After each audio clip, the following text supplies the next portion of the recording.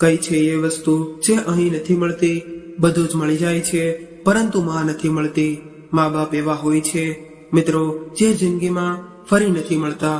ખુશ રાખો એમને, પછી જુઓ સફળતાના દીપ ક્યાં નથી ઝળહળતા. અમારી ચેનલમાં તમારું સ્વાગત છે. આપણી આજની વાર્તા છે અંતિમ ઈચ્છા. હેલો રીખવ બેટા, હું તને કેટલા દિવસોથી ફોન લગાડી રહ્યો છું, પરંતુ તું તો કે ફોન ઉપાડતો જ નથી. બેટા, તું તો જાણે છે તારી મમ્મીની હાલત વિશે. એની તબિયત ઠીક નથી રહેતી. હવે તો એની હાલત વધારે બગડવા લાગી છે, પરંતુ પગ પર પડતા પડતા તને પર યાદ કરતી રહે છે. બેટા, થોડો સમય કાઢીને મમ્મીને મળવા આવી જા. વહુ અને બાળકોને પણ લેતો આવજે. તારી મમ્મી હિંમત હારી ગઈ છે અને તને મળીને તેને થોડી હિંમત આવી જશે. હજુ મનોજભાઈએ પોતાની આ વાત કહી જ હતી કે રીખવે પોતાની મજબૂરીનો અવગણવાનું શરૂ કરી દીધું. પપ્પા, આ અઠવાડિયે તો મને કોઈ છુટ્ટી મળી શકે તેમ નથી, અને તમને તો ખબર જ છે કે અહીં મારું નવું મકાન બનાવવાનું છે. મારે અહીં પણ દેખરેખ રાખવી પડે.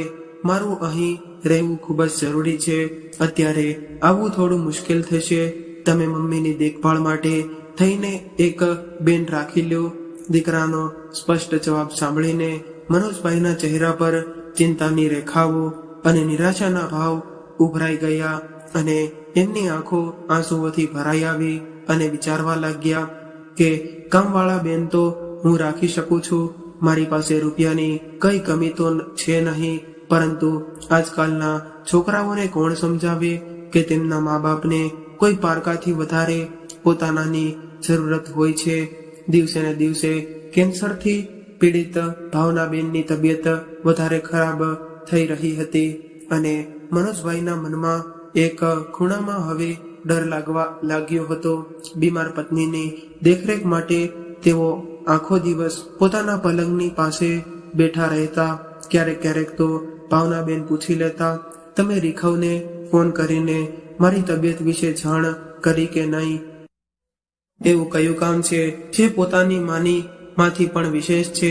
એના માટે સાંભળો છો, રીખવને રજા નથી મળી રહી, તો આપણે તેના ઘરે જતા રહીએ. થોડા દિવસોથી ખૂબ જ ઈચ્છા થઈ રહી છે છોકરાઓને મળવાની. એટલે મનોજભાઈ એમને ખોટો દિલાસો દેવા લાગ્યા અને કહ્યું કે તારા લાડલાઓએ અહીં આવવા માટે થઈને પૂરા 1 અઠવાડિયાની છુટ્ટીની અરજી કરી દીધી છે. એટલા માટે આવવામાં તો થોડો સમય લાગી રહ્યો છે. જોજે, રજા મળતા જ આપણને મળવા માટે દોડીઓ આવશે. એવું કહેતા મનોજભાઈ પોતાના દુઃખને છુપાવવા ફીકી હસી હસતા લાગ્યા, અને ખૂબ જ મુશ્કેલીથી પોતાના આંસુઓને રોકીને રૂમની બહાર નીકળી ગયા. હવે તો ભાવનાબેન પણ સમજી ગયા હતા કે આ બધી વાતો તેમના પતિ તેમનું મન રાખવા માટે કહી રહ્યા છે, નહીતર અમદાવાદ અહીંથી દૂર છે જ કેટલું. આવા દુઃખના સમયમાં આ ઉપેક્ષિત વૃદ્ધ દંપતી પાસે એવું કોઈ પોતાનું હતું નહીં જેની સાથે પોતાનું દુઃખ હળવું કરી શકે. તે બંને એકબીજાને જ દિલાસો આપીને અહીં જતા. ઘણી વખત મનોજભાઈ પોતાની પત્નીને કહેતા, ભાવના, કદાચ આપણા જ નસીબ ખરાબ છે કે આપણને પોતાના દીકરા અને વહુ તેમના બાળકો સાથે રહેવાનું સુખ પણ નસીબ નથી, અને છોકરાઓને પોતાના ખોળામાં રમાડવા અને તેમને લાડ લડાવવાની ઈચ્છા જ રહી ગઈ. આ વાત સાંભળીને ભાવનાબેન પોતાના પતિને ભાવનાત્મક આશ્વાસન આપતા હતા, અને તો તે તમારું દિમાગ બેકાર વાતોમાં લગાડી રાખો છો. દીકરાઓની પોતાની પણ જિંદગી છે. તે પોતાના પગભર ઊભો છે, ખુશ છે. આનાથી વધારે આપણને બીજું શું જોઈએ? તેમની ખુશીઓમાં જ આપણી ખુશીઓ હોવી જોઈએ. પરંતુ છતાં ભાવના, દીકરાની કોઈ ફરજ નથી. એટલે ભાવનાબેન કહેતા, જેના ભાગ્યમાં જેટલું લખ્યું હોય છે તેટલું જ તેને મળે છે. કદાચ આપણા ભાગ્યમાં સંતાનનું સુખ આટલું જ હતું. આપણે તેના આવવાની ખોટ આશા બાંધી બેઠા છીએ. એની દુનિયામાં હવે તેની પોતાની પત્ની, બાળકો અને શહેરમાં ભણેલા ગણેલા લોકો છે. હવે તેની દુનિયામાં આપણી કોઈ જગ્યા નથી. આવી રીતે જ તે બંને એકબીજાને આશ્વાસન આપતા અને એકબીજાના દુઃખને હળવું કરતા એનો પ્રયાસ કરતા રહેતા. ઘરનું કામકાજ સંભાળવા માટે પણ મનોજભાઈએ એક નોકર રાખેલો હતો. નોકર રાખવાથી તેમને એ વાતની ખાતરી રહેતી કે ચલો કોઈ તો આ અવસ્થામાં તેમની સાથે છે જે તેમના મુશ્કેલ સમયમાં તેમને સંભાળી લેશે. થોડા દિવસો આમ જ વીતી ગયા, પરંતુ ભાવનાબેનની બીમારી વધતી જતી હતી. હવે તો દવાઓ પણ તેમની બીમારી માટે હિંમત હારવા લાગી હતી. પરંતુ તેમનો એકનો એક દીકરો તેમના હાલચાલ પૂછવા પણ આવ્યો ન હતો. પોતાની પત્નીની ચિંતામાં ડૂબેલા મનોજભાઈએ ભૂખ અને ખૂબ જ ભારી મનથી ઈચ્છા ન હોવા છતાં પણ પોતાના દીકરાને ફરીવાર ફોન કર્યો. રૂંધાયેલા અવાજમાં એવો બોલ્યા, બેટા, તારી મમ્મીની હાલત હવે વધારે બગડવા લાગી છે. હવે પણ ડોક્ટરને દેખાડી દીધું, પણ ડોક્ટરે કહ્યું કે તારી મમ્મીને કોઈ મોટી હોસ્પિટલમાં લઈ જવાની આવશ્યકતા છે. તેમણે અમદાવાદની કેન્સર સ્પેશિયાલિસ્ટ હોસ્પિટલમાં લઈ જવાની સલાહ આપી છે. હવે તેની આ હાલત મારાથી જોઈ નથી શકાતી. તું જલ્દીથી આવીને અમને લઈ જા. તારી મમ્મીને જલ્દીથી જલ્દી સારા ઈલાજની જરૂરત છે. એટલે દીકરાએ જવાબ દીધો, પપ્પા, હું કોઈ કામથી મુંબઈ આવ્યો છું. તમે મમ્મીને એમ્બ્યુલન્સમાં અમદાવાદની કેન્સર હોસ્પિટલમાં લઈને આવી જાઓ. મને હજી 2 દિવસ લાગશે પાછા અમદાવાદ આવવામાં. દીકરાના કહ્યા અનુસાર મનોજભાઈ ભાવનાબેનને એમ્બ્યુલન્સમાં અમદાવાદ લઈને આવી ગયા અને હોસ્પિટલમાં એમને એડમિટ કરાવી દીધા. ડોક્ટરે તરત જ ઈલાજ શરૂ કરી દીધો, પરંતુ ઈલાજની કોઈ પણ અસર થતી નજર નહોતી આવી રહી. વીતતા દરેક પળની સાથે ભાવનાબેનની બચવાની આશા પણ ઓછી થઈ ગઈ હતી. પરંતુ છતાં પણ મનોજભાઈને એ વાતની ખાતરી હતી કે પોતાના દીકરા, વહુ અને તેમના છોકરાઓની એક ઝલક જોવા તરસતી ભાવનાની આ ઈચ્છા તો કમસે કમ પૂરી થઈ જશે. પરંતુ મનોજભાઈનો આ વિચાર ફક્ત એક ભ્રમ માત્ર રહી ગયો હતો. જેઓ હર દિવસ સૂરજ નીકળતા જ દરવાજા પર નજર રાખીને એક આશાભરી નજર સાથે પોતાના દીકરાની રાહ જોતા, પરંતુ રોજે રોજ તેમની આ આશા તૂટી જતી. હર એક વીતતો દિવસ હવે તેમને પોતાના દીકરાની દાનતનો અહેસાસ કરાવવા લાગ્યો. પછી એક દિવસ એવો પણ આવ્યો જ્યારે ડોક્ટરે ભાવનાબેનના ઠીક થવાની આશાને બિલકુલ નકારી દીધી અને મનોજભાઈને સાફ શબ્દોમાં કહી દીધું કે દવાખાનાના ઈલાજથી હવે તેમને પોતાના બાળકોના સાથની આવશ્યકતા છે. આ સાંભળીને મનોજભાઈ અંદર સુધી ભાંગી પડ્યા અને પોતાની પત્નીનો હાથ પોતાના હાથમાં લઈને દુઃખમાં ડૂબેલા મનોજભાઈ તેમની પાસે બેઠેલા હતા. ત્યારે ભાવનાબેને કહ્યું, સાંભળો છો, મને ખબર છે કે હું થોડાક દિવસોની જ મહેમાન છું. ખબર નહીં ક્યારે આ પ્રાણ નીકળી જાય. બસ મારી એક આખરી ઈચ્છા પૂરી કરી દો. મને મારા દીકરાઓથી મળાવી દો. મારા દીકરા અને તેના બાળકોનો ચહેરો ફક્ત એક વખત મારે જોવો છે. પોતાની પત્નીની આ વાત સાંભળીને મનોજભાઈનું હૃદય ચકનાચૂર થઈ ગયું અને ભાવનાબેનની ઈચ્છા પૂરી કરવા માટે તેમણે ફરી એક વખત ધ્રુજતા હાથે પોતાના દીકરાને ફોન કર્યો. પરંતુ રેખાએ આજે પણ ફોન ઉઠાવ્યો નહીં. પોતાની જાતને જેમ તેમ સંભાળીને તેમણે પોતાની પત્નીને દીકરાના ઘરે લઈ જવાનો નિર્ણય લીધો અને પોતાની બીમાર પત્નીને એમ્બ્યુલન્સમાં આસિસ્ટન્ટ ડોક્ટરોની દેખરેખમાં લઈને જતા મનોજભાઈ રહીને વિચારવા લાગ્યા કે અમે બંને જ તો એકબીજાના સુખ દુઃખના આધાર છીએ. હવે જો ભાવનાને કંઈક થઈ ગયું તો આ દુનિયામાં રહેવું મારા માટે કોઈ સજાથી ઓછું નહીં હોય એવું વિચારતા તેમણે પોતાની પત્ની તરફ જોયું. પરંતુ આ શું? ભાવનાબેનના શરીરમાં કોઈ હલનચલન હતી નહીં. આ જોઈને તેમનો મનોજભાઈ ના કપાળે પરસેવો જવા લાગ્યો. ઘોષિત કરી દીધા. પોતાના દીકરા અને વહુ તેના બાળકોને મળવાની અધૂરી ઈચ્છા લઈને ભાવનાબેનની આંખો સદાય માટે બંધ થઈ ગઈ. અહીં મનોજભાઈ આઘાતને કારણે પથ્થર બની ગયા હતા. ભાવનાબેનના મૃત્યુએ તો જાણે તેમનો પણ જીવ નીકાળી લીધો હતો. પોતાની પત્નીના મૃત્યુ શરીરને જોઈને આંસુ વહેડાવતા સિવાય તેમની પાસે બીજો કોઈ રસ્તો હતો નહીં. તેઓ એમ્બ્યુલન્સમાં પોતાના દીકરાના ફ્લેટની બહાર સુધી પહોંચી ગયા હતા. પરંતુ જ્યારે દીકરાને મળવાની ચાહત રાખવા વાળી ભાવના જ નથી રહી તો દીકરાના ઘરે જવાનો શું મતલબ, એમ વિચારીને એ જ એમ્બ્યુલન્સમાં પોતાની મૃત પત્નીને લઈને પાછા ગામડે તરફ જતા રહ્યા. મન પર પથ્થર રાખીને મનોજભાઈએ દીકરાને ફોન કરીને તેને આ દુઃખભર્યા સમાચાર સંભળાવી દીધા.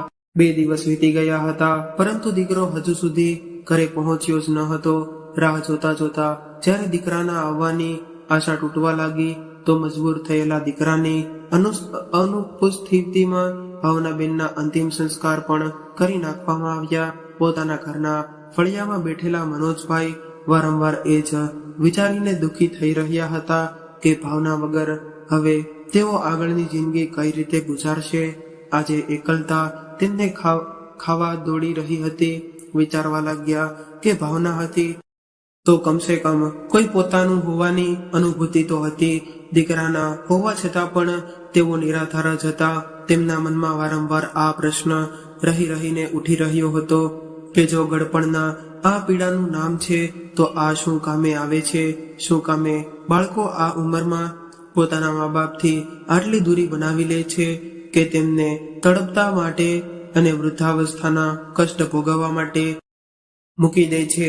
આજે મનોજભાઈની પત્નીનું મૃત્યુ થઈને 5 દિવસ વીતી ગયા હતા, પરંતુ હજુ સુધી તેમના દીકરાએ આવવાનું જરૂરી ન સમજ્યું. વિચારવા લાગ્યા કે જ્યારે આ દીકરાને ભાવના તકલીફમાં જોતી તો તેમાં ચિંતામાં ડૂબી જતી હતી, પરંતુ પોતાના માતા પિતાને આટલા કષ્ટ આપ્યા પછી પણ તેમના દીકરામાં રત્તીભર પણ પછતાવાની લાગણી હતી નહીં.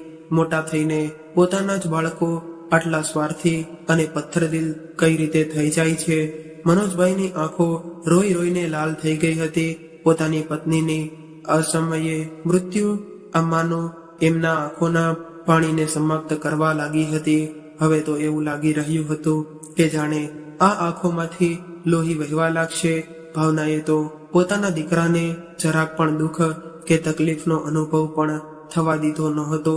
તો પછી તે તેની અંતિમ યાત્રામાં કેમ ન આવ્યો, જેની એક માંગ પર ભાવના જાતના પકવાન બનાવી દેતી હતી. તેની જરાક આમથી તકલીફ માટે તેને આસપાસના વૈદ્ય હકીમોને ભેગા કરી લેતી હતી. તેને સહેજ એવી છીંક પણ આવતી તો તરત જ તેને ડોક્ટર પાસે લઈ જતી હતી. જ્યાં સુધી પૂરી રીતે ઠીક ન થઈ જતો તેને ચેન પડતો ન હતો અને દીકરાની ઈચ્છાને જીભ પર આવતાની સાથે જ પૂરી કરી દેતી હતી. તેણે તો પોતાની મમતામાં ક્યારેય ઉણપ આવવા દીધી ન હતી. એ જ દીકરો તેના બીમાર થવા પર શું અંતિમ વિદાય પણ આવવા માટે પણ સમય ન કાઢી શક્યો. મનોજભાઈ વિચારવા લાગ્યા કે જ્યારે 2 વર્ષ પહેલા રીખવ ગામડે આવ્યો હતો તો મનોજભાઈ અને ભાવનાબેનને તેની સાથે જવાની વાત કરી હતી. તેમની મોડર્ન વહુનો ચહેરો તો પોતાના સાસુ સસરાને સાથે રાખવાની વાત સાંભળતા જ ઉતરી ગયો હતો. ખબર નહીં બંને જણાએ એકાંતમાં શું વાત કરી લીધી કે બીજા દિવસે જ્યારે તેમની સાથે જવાનો સમય આવ્યો તો રીખવે તાલમ ટોલ કરતા કહ્યું, પપ્પા, અહીંથી આપણી બધી જમીન તો ખરાબ થઈ જશે. અહીંની ખેતીવાડી સંભાળવી પણ જરૂરી છે. એટલા માટે તમે બંને અહીં જ રહો. દીકરાની હામાં હા મેળવતા વહુ પણ બોલી, આ બરાબર કહી રહ્યા છે પપ્પા. આ ગડપણમાં અમદાવાદ શહેરનું પ્રદૂષણ ભર્યું વાતાવરણ તમારા સ્વાસ્થ્ય માટે પણ સારું નથી. ગામડાનું સાફ અને સ્વચ્છ વાતાવરણ જ તમારા બંનેના સ્વાસ્થ્ય માટે ઉચિત રહેશે. અને પછી અમે લોકો તો તમને મળવા આવતા જ રહીશું ને. મનોજભાઈએ તો એ જ દિવસે દીકરા અને વહુનું મન ભાંખી લીધું હતું. એમને મનમાં ને મનમાં અહેસાસ થઈ રહ્યો હતો કે હવે પોતાના દીકરાની આશા રાખવી જ બેકાર છે. પરંતુ એ સમયે તો તેમની પાસે પોતાની પત્નીનો આધાર હતો, જે એને દરેક મુસીબતમાં આશ્વાસન આપતી હતી. હવે એ આધાર પણ ભગવાને તેમની પાસેથી છીનવી લીધો હતો. ભૂતકાળમાં ડોક્યું કરતા મનોજભાઈને વીતેલા સમયની યાદો અતિશય પીડાની અનુભૂતિ કરવા લાગી અને આંખોમાંથી પડતા આંસુઓને તેમના શર્ટના ઉપરના ભાગને ભીનો કરી દીધો હતો. વિચારવા લાગ્યા કે 5 દિવસ પહેલા જ માના મૃત્યુના સમાચાર મોકલી દીધા હતા, પણ દીકરા અને વહુનો કોઈ પણ અતોપતો નથી. આ 5 દિવસના અંતરાલમાં તેમણે એક એક ક્ષણ કેવી રીતે કાપી તે તેમની હાલત પર સાફ દર્શાવી રહી હતી. આસપાસ ભીડભાડ હોવા છતાં પણ મનોજભાઈ આજે એકાંકી થઈને પોતાના દીકરાની રાહમાં દમ તોડી રહ્યા હતા. પોતાની પત્નીના જવાનું દુઃખ અને દીકરાની ઉપેક્ષા સહન કરતા મનોજભાઈ અગાસી પર આંટા મારી રહ્યા હતા. અગાસી પરથી નીચે ફળિયા તરફ જોયું અને વિચારવા લાગ્યા કે આ ફળિયામાં ભાવનાની ખિલખિલાતી હસી ગુંજતી રહેતી હતી. અહીં જ અમારા દીકરાનું નાનપણ પણ વીત્યું હતું. આ ફળિયું જ મારા હસતા ખેલતા પરિવારના અવાજોનું સાક્ષી હતું. પોતાની રીતે યાદોમાં ખોવાયેલા મનોજભાઈના વિચારો પણ એકાએક વિરામ લાગી ગયો. જ્યારે ગામની વચ્ચે થઈને નીકળવા વાળા રસ્તા પર કોઈ ગાડીઓ જોરદાર બ્રેકનો અવાજ આવ્યો. પોતાના દીકરાના આવવાની આશા લઈને તેમણે ગાડી તરફ જોયું તો બાજુવાળા મનોહરભાઈનો દીકરો પોતાની પત્ની અને દીકરાની સાથે તે ગાડીમાંથી ઉતરી રહ્યો હતો. જે બાજુના ગામડામાં જ નોકરી કરતો હતો. પોતાના દીકરાને આવતો જોઈને મનોહરભાઈ તરત જ બહાર આવ્યા અને તેમણે પોતાના પૌત્રને ઝડપથી તેડી લીધો. અને મનોજભાઈ જે છત પર ઊભા આ નજારો જોઈ રહ્યા હતા તે વિચારવા લાગ્યા કે આજ સુખ તો મારી ભાવનાની ઈચ્છા હતી. પોતાના દીકરાને ફક્ત એક વખત મળવા માંગતી હતી. પોતાના પુત્રને આલિંગનમાં બંધ કરવા માંગતી હતી. ફક્ત આટલું સુખ પણ અમારો દીકરો લઈ ના શક્યો.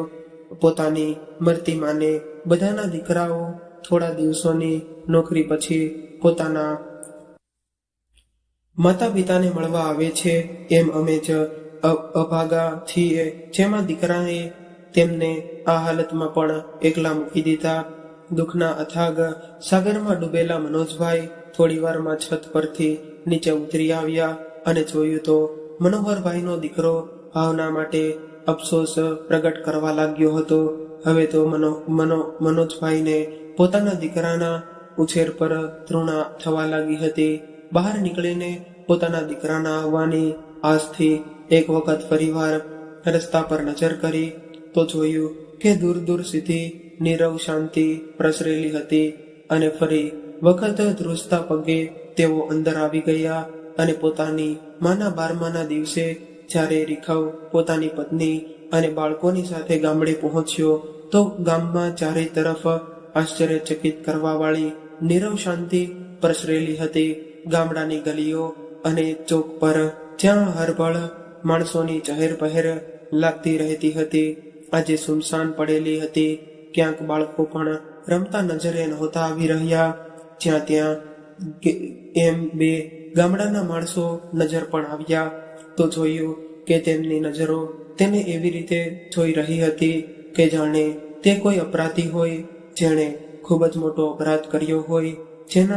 જેવા તે લોકો ઘરે પહોંચ્યા તો જોયું તો ઘરના આંગણામાં લોકોની ભીડ જમા થયેલી હતી. આગળ વધ્યો તો બધા જ ગામડાવાળાની હેરાની ભરેલી નજરો તેને અપરાધ બોધ કરાવી રહી હતી. અંદર આવીને જોયું તો આંગણામાં તેના પિતાજીને જમીન પર સુવડાવવામાં આવ્યા હતા અને તેના પર સફેદ કપડું ઓઢાડેલું હતું. તેના પહેલા તે કંઈ બોલે તેના પિતાના એક મિત્રએ તેના હાથમાં એક ચિઠ્ઠી આપી દીધી અને બોલ્યા, બેટા, આ તારા પિતાજીએ તારા માટે લખીને ગયા હતા. ચિઠ્ઠી આપતા તેમની નજરો રીતવે અંદર સુધી જનહોળી રહી હતી. જેના પિતાએ તેના માટે ચિઠ્ઠીમાં શું લખ્યું છે એ જાણવા માટે તેણે જેવી ચિઠ્ઠી ખોલી તો તેમાં સૌથી ઉપર લખેલું હતું, મારા વહાલા દીકરા, સદા ખુશ રહેજો. મને નથી ખબર કે તને મળવા માટે હું જીવતો રહીશ કે નહીં, અને આમ પણ જીવતો મારો એ જ દિવસે નીકળી ગયો હતો જે દિવસે હર સુખ દુઃખમાં મારો આધાર એવી તારી માં મને મૂકીને જતી રહી હતી. પરંતુ તું મારો એકનો એક દીકરો, મારો ગડપણનો આશરો હોવા છતાં પણ મારાથી આટલો પારકો કઈ રીતે થઈ ગયો? આ વાત મારી સમજથી બહાર છે. તારી માં જેણે તને આટલા લાડ પ્રેમથી ઉછેરીને મોટો કર્યો, તારી એક ઝલક મેળવવા માટે અંતિમ શ્વાસ સુધી તારી રાહ જોતી રહી, પરંતુ તું આવ્યો જ નહીં. પોતાનું મકાન અને પોતાની નોકરી અને તારી માં કરતા પણ વધારે જરૂરી લાગી રહ્યું હતું. પોતાની બીમાર માના હાલચાલ પૂછવાનો તો ઘણી દૂર વાત છે, પરંતુ તું તો તેના અંતિમ સંસ્કારમાં પણ પહોંચી ન શક્યો. ખબર નહીં આટલો પથ્થરદિલ તું કેવી રીતે થઈ ગયો. તે કહેવા માટે તો અમને દાદા દાદી બનાવી દીધા, પરંતુ ક્યારેય પણ અમારા પૌત્ર પૌત્રીને ખોળામાં રમાડવાની એક પણ તક ન આપી શક્યો. મને ફરિયાદ તારાથી નહીં, પરંતુ પોતાની જાતથી છે કે શું કામે હું તારી પાસે આશા રાખીને બેઠો. કદાચ અમારા જ ભાગ્યનો વાંક હતો, અથવા તો અમારા દ્વારા આપવામાં આવેલા સંસ્કારોમાં દોષ હતો, જેથી તું અમારા ચહેરાની વધતી જતી કરચલીઓને પણ વાંચી ન શક્યો. અમારા હૃદયમાં ઉભરાતા દુઃખના ભાવને સમજી ન શક્યો. ચિઠ્ઠી વાંચતા વાંચતા રીધવ મનમાં ને મનમાં રોકાઈ ગયો અને ચિઠ્ઠીમાં અમુક શબ્દો ઝાંખા થઈ ગયા હતા. કદાચ પિતાના આંસુઓને તેને શબ્દ ઝાંખા કરી નાખ્યા હશે. ફરીવાર રૂંધાયેલા ગળે ચિઠ્ઠી વાંચવાનું શરૂ કર્યું અને બેટા, મારી ભગવાનને પ્રાર્થના છે કે જે દુઃખ અમને આ અવસ્થામાં સહન કરવું પડ્યું, એવું દુઃખ ભગવાન બીજા કોઈ માતા પિતાને ન દેખાડે. પરંતુ આપણા સમાજમાં આજકાલ વૃદ્ધોની સ્થિતિને જોતા મેં અનુભવ્યું છે કે મારા જેવા બીજા ઘણા બધા વૃદ્ધ માતા પિતા એવા છે જેમને તારા જેવી સંતાનના કારણે નરક કરતા પણ વધારે ખરાબ જિંદગી જીવી પડે છે. એટલા માટે આ દુનિયા છોડીને જતા પહેલા હું એ લોકો માટે કંઈક કરી જવા માંગુ છું. મને માફ કરજે, કેમ કે મેં મારી બધી જ જમીન અને આ મકાન વૃદ્ધાશ્રમને દાન કરી દીધું છે. પરંતુ મારી આ દિલથી ઈચ્છા છે કે જેવી તે અમારી સાથે કર્યું છે એવું તારી સાથે ન થાય. વૃદ્ધાવસ્થા અને એકલતાની વ્યર્થા શું હોય છે એ મારાથી વધારે બીજું કોઈ સમજી ન શકે. મારા જીવનના અંતિમ સમયે મેં ખૂબ જ કષ્ટો સાથે વિતાવ્યું છે. આજે હું પોતાના જીવનનો સૌથી મોટો નિર્ણય લેવા જઈ રહ્યો છું. હું તારી પાસે મારા શરીરને મૂર્ખાંગી દેવાનો અધિકાર છીનવું છું. અને ચિઠ્ઠી વાંચતા રીખવના હાથ અને અવાજ ધ્રુજવા લાગ્યા હતા, છતાં પણ તેણે વાંચવાનું ચાલુ રાખ્યું. પત્રમાં આગળ લખ્યું હતું, આમ પણ અસીમ દુઃખોને સહન કરતા બળી તો હું પહેલા જ ગયો હતો. આ હાડ માંસનું શરીર તો ફક્ત દેખાવ માત્ર છે. બેટા, તું પોતાની માની અંતિમ ઈચ્છા તો પૂરી ન કરી શક્યો, પણ હું ઈચ્છું છું કે તું મારી આ ઈચ્છાઓનું સન્માન કરતા મારા મૃત શરીરને કોઈ હોસ્પિટલમાં દાન કરી દે, જેથી આ નશ્વર શરીર કોઈ જરૂરતમંદના કામમાં આવી જાય. બની શકે તો મને માફ કરી દેજે. ચિઠ્ઠી વાંચીને રીખવના ચહેરા પર અસીમ દુઃખના ભાવ તરવા લાગ્યા અને પોતાના ઘૂંટણ પર બેસીને તે જોર જોરથી રડવા લાગ્યો. પરંતુ હવે આ પૂછવા માટે ઘણું બધું મોડું થઈ ગયું હતું. બહારથી એમ્બ્યુલન્સનો અવાજ આવ્યો અને તેના પિતાના મૃત શરીરને ઉપાડીને લઈ જવા લાગ્યા. એક એક કરીને બધા સગા સંબંધી અને ગામના લોકો પણ જતા રહ્યા. મિત્રો, હકીકત તો એ છે કે માતા પિતાને ગળપણ એટલું કમજોર નથી કરતું જેટલું સંતાનોનું વર્તન તેમને કમજોર કરી દે છે. મા બાપ તો એક ઘટાદાર વૃક્ષ છે જે ફક્ત દેવાનું જાણે છે, જેમની છત્ર છાયામાં બાળકો સુરક્ષિત રહે છે. એક મા બાપ જ છે જે તમારી પ્રગતિ જોઈને ખુશ થાય છે. આજે તમે જે કંઈ પણ કરો છો તેની પાછળ તે લોકોનો જ ત્યાગ છે. તમે અચાનક મોટા નથી થઈ ગયા. તમને મોટા કરવામાં માં પોતાનું શરીર ઘસી નાખ્યું છે અને બાપે ધૂમ ધખડતા તડકામાં પોતાનું શરીરને તપાવ્યું છે. જે વૃક્ષે તમને નાનપણમાં પોતાનો છાંયડો આપ્યો, તેના પાંદડા સુકાવા ન દેતા તેમને પણ પોતાના સ્નેહ અને પ્રેમનું ખાતર જરૂર આપજો. પોતાની મધુર વાણી અને વ્યવહાર રૂપી પાણીથી સિંચાઈ રહેજો, કેમ કે જ્યારે છાંયડો દેખાવા વાળું વૃક્ષ નથી રહેતું તો આંગણામાં તડકો આવવા લાગે છે. કોઈકે ખૂબ જ સરસ કહ્યું છે, કેમ ભૂલી ગયા તમે? માની મમતા અને પિતાનો પ્રેમ અપાર. એમણે જ તમારા માટે જે તપ કર્યો તેને યાદ તો કરો એકવાર. તો મિત્રો, આ કહાની, આ વાર્તા કેવી લાગી તે કોમેન્ટ કરીને જરૂરથી જણાવજો. અને જો વાર્તા ગમી હોય તો લાઈક કરીને વધુમાં વધુ શેર પણ કરજો. અને આવી જ અવનવી વાર્તા સાંભળવા માટે ચેનલને જરૂરથી સબસ્ક્રાઇબ કરજો. ખૂબ ખૂબ આભાર.